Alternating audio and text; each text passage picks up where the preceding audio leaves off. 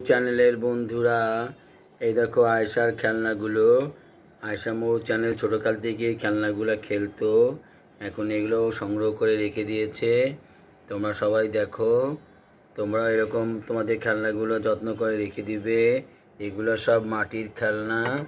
তারপরে দেখো একটা আইসক্রিমের খেলনা ছিল, ওই যে ভিতরে রাখা আছে।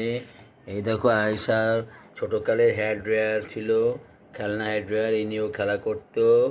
তারপরে ও আবার সুন্দর আগে বল খেলতো, একটা ফুটবল আছে, ওর বেবি বাচ্চা আছে পুতুল, সেগুলো নিয়ে ওই করে নিয়ে ও ঘোরায়। ওর একটা সুন্দর ড্রেসিং টেবিল আটকানো আছে।